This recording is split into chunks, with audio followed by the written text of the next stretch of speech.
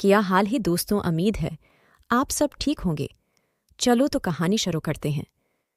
میرے بوڑھی ابا اور میری بیوہ بھابھی کے جو حقیقت کھل کر میرے سامنے آئی تھی، اس نے نہ صرف میری ہوش اڑا دی تھی، بلکہ کتنی ہی لمحی مجھے یقین نہیں آیا تھا۔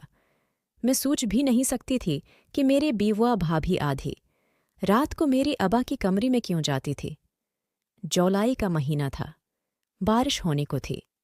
آدھی رات کو میں پانی پینے کے لیے کمرے سے نکلی تو اپنی بھابھی کو ابا کی کمرے میں جاتی دیکھ کر میری ہوش اڑ گئی۔ میں جلدی سے پلر کے پیچھے چھپ گئی اور دیکھنے لگی کہ بھابھی رات کی 1 بجے ابا کی کمرے میں کیا کرنے جا رہی ہیں۔ ابا تو 11 بجی ہے، اپنی کمرے میں سونی چلی جاتی تھی۔ دراصل ہمارے گھر کی معمولات کچھ ایسی ہی تھی، صبح بھی جلدی ہوتی تھی اور رات بھی۔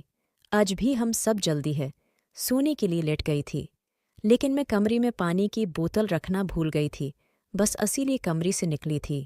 لیکن جب میں نے بھابھی کو دبی قدموں ابا کی کمرے میں داخل ہوتی دیکھا اور پھر دروازہ لاک ہونے کی آواز سنائی دی تو میری ہوش اڑ گئی۔ اتنی رات کو وہ ابا کی کمرے میں کیوں گئی تھیں؟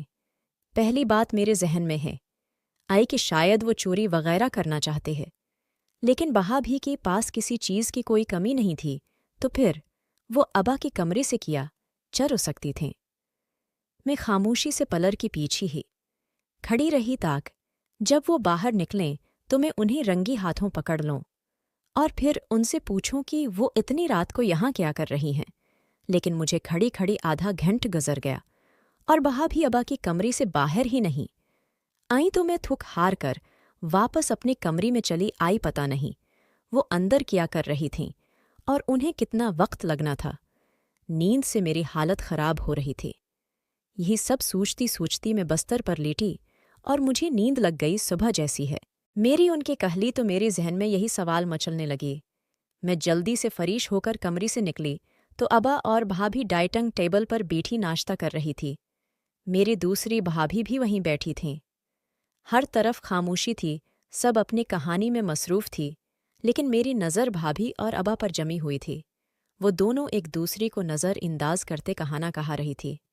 پہلی میں نے سوچا کہ سیدھی سیدھی بھابھی سے سوال کرتے ہوں کہ وہ آدھی رات کو ابا کی کمرے میں کیوں گئی تھیں، لیکن پھر مجھے خیال آیا کہ بڑی بھابھی یہیں بیٹھی ہیں، وہ تو چھوٹی سے چھوٹی بات کا افسانہ بنا دیتی ہیں اور پوری خاندان میں نشر کرتے پھرتے ہیں۔ اگر ایسی ویسی کوئی بات خاندان میں پھیلی تو بڑی بدنامی ہوگی۔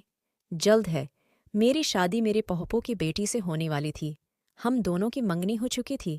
اگر ایسی کوئی بھی بات پھوپھو کے کان میں پڑتی تو سب سے پہلی میرا ہے۔ میرے پیاری دوستوں، اگر آپ کو یہ کہانی پسند آ رہی ہے تو میرے چینل کو سبسکرائب ضرور کریں تاکہ آپ کو مزید ایسی اچھی کہانیاں مل سکیں۔